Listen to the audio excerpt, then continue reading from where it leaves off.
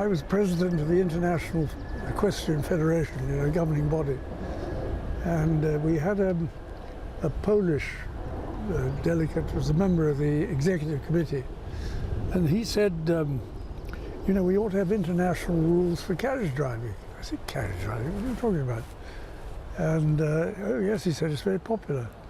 And of course, the international federations were formed so that everybody could compete under the same rules at the Olympic Games.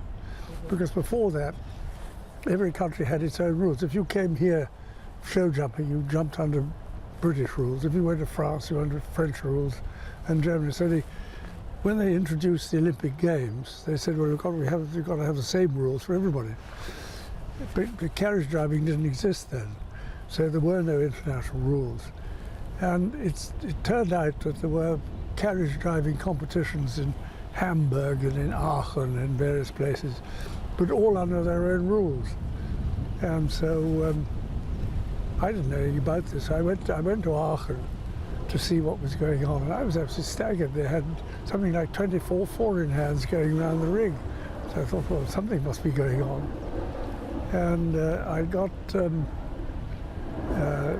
chap called Michael Ansell, who was a sort of guru of the equestrian sports in this country, to chair a committee to discuss what the rules should be based on, and they came up with the idea it should be based on the ridden 3-day event, and then dispersed. And so I had this thing on my desk, and so it was then a question of trying to adapt the 3-day event rules for carriage driving. And I didn't drive a carriage, and not many other people did either. But I got a party together, and we sort of worked on it. Then I got our Crown Equerry, the chap who runs the stables here. He entered in a preliminary trial event somewhere in Switzerland, I think it was, and it worked more or less. And then the Hungarians got perfectly excited and said, we want to run a European Championship. I said, hold on, the ink isn't dry yet.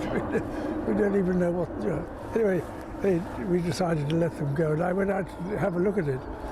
And it was really quite interesting to see how it, sort of developed. And then I persuaded this show to put on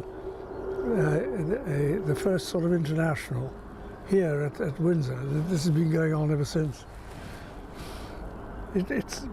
I started driving because I'd been playing polo, and I decided that I would give up polo when I was 50. And I happened to be 50.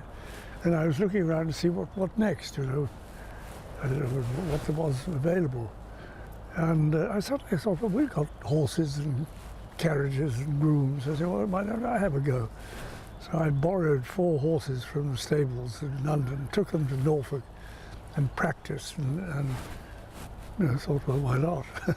And the second competition I ever took part in was the European Championships here. I came in not quite last, but very nearly.